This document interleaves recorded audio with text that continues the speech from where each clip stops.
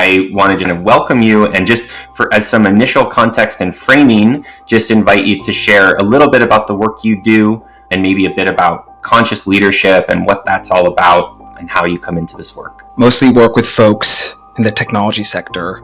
And a lot of the work that I do is to help leaders be more effective by understanding, more adeptly navigating and shifting patterns in their consciousness, right? Those are behavioral patterns, thought patterns. It's really working with their internal context around their work, how they're relating to and being with the circumstances of their work and life, versus the tactical, how do we solve these problems better, being out in the actual content itself. When we say conscious leadership, they have two really great definitions for each of those terms. Leadership being, or a leader being, anybody who wants to own their impact in the world. The conscious leadership would define, again, technical definitions, integrity as a sense of energetic wholeness. Integrity, it's just, am I whole? Am I one with myself? Am I fully integral with me right now? That's the core question of integrity. And when I check in, it's just so intuitive to me that it's like, yeah, when I think of energetic drags during my day, if there's places where I'm blaming and criticizing, I'm not taking responsibility.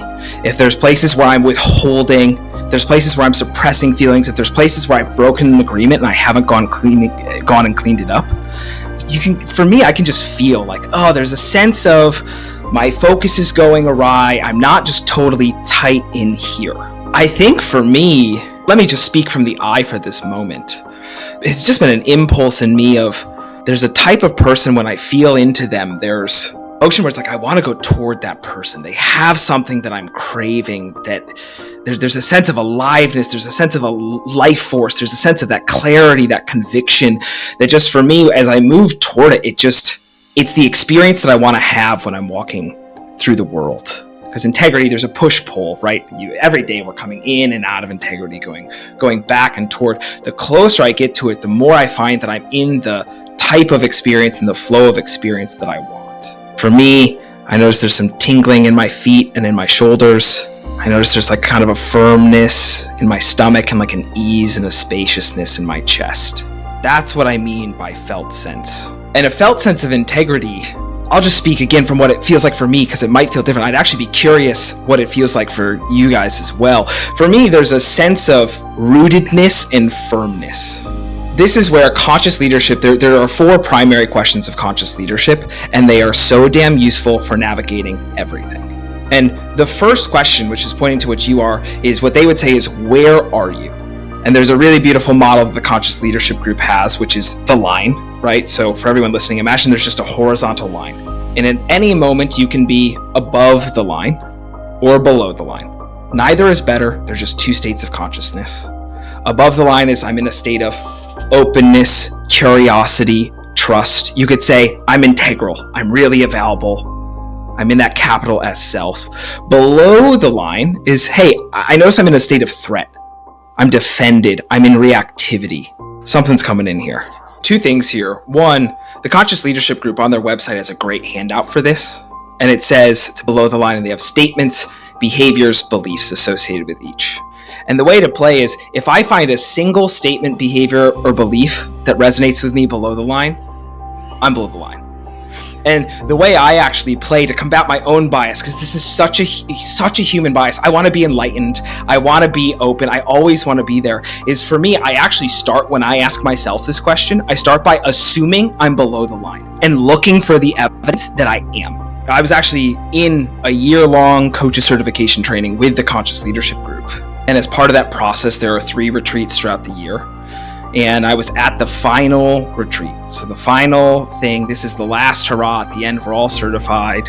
And halfway through, 2 days in, I made the decision that I was done and I was going to go home early. I experienced that container, the Conscious Leadership Group, the container they create is so beautiful, but it's also very confronting and very challenging. And there's a lot of feedback. And for me, there was a sense of, I've gotten everything that I wanted from here. And if I stayed for 2 days, I would basically just be enduring in this very challenging environment, because both one, somebody else told me that was the finish line. I did ultimately confirm in the week afterwards that I was certified. But at the moment of my departure, I did not know what that was. That was one of the stakes. And in that moment, that was something I was confronted with. I had to decide for myself, am I willing to put that at risk for the internal truth that's here right now? And in that moment, that became a yes for me. It was, yes, I'm willing to risk that and figure that out afterwards. Let me really speak from the I here, and also caveat why that might not have been, if I were coaching somebody, that might not have been the experience that I actually nudged them toward.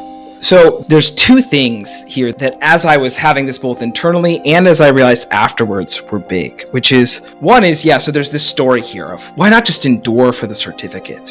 Why not endure just to get that? And for me, there's the certificate, and part of my personality is like, oh yeah, I want to cultivate this image. I want people to think highly of me and see me as being competent. I think that level of pressure, one of the ideas in conscious leadership is 100% responsibility, right? We get to choose how we engage with it. And that might be knowing when to back off and take a step back. That might be knowing when to leave and be done with that. That might be knowing when not to engage at all. But I think it's important to know when the spaces that we're entering, whether or not we're really willing and ready to be in those environments, or as you said, if being in that environment is in service to us at all. I think that environment was by far the most transformative environment I've ever been in. It's just messy. I think there's this desire to sometimes make it really clean. But Gabe, what you said before, you said something like it's complex and sometimes you can't necessarily have it all, right? So sometimes there are real trade-offs around these things. And there's just an inherent messiness and lots of tensions that come up in that moment. One thing is when I tune into the experience of decision making, both in that moment and in general, what I would encourage people to do is really slow the whole process down. Because if we really operate from presence, what you're actually deciding, you're only ever deciding what to do in the next moment. I'm just laughing that it's like, all the judgments that are surfacing for you, they were all in my head in that moment too, right? It was so present. And, there's the Rumi quote, right? Like, there's a land beyond right and wrong. I'll meet you there. That's another thing, which is, if we can just hold these decisions in these moments, what if there was no right or wrong answer? What if there's just an inarguable experience that you're having? I'm having this impulse. I'm feeling these feelings. I'm thinking these thoughts. I'm channeling one of the heads of the conscious leadership group in a dear mentor, Jim Dethmer, where he asked the question, would you just let yourself want what you want as much as you want it? That for me is the access point to that body's intuitive desire. It's just, would you let yourself fully have your wanting and explore yourself and the decision from there? Because I know in myself and so many people, we route so quickly up to the head to figure things out and kind of ignore that impulse of wanting.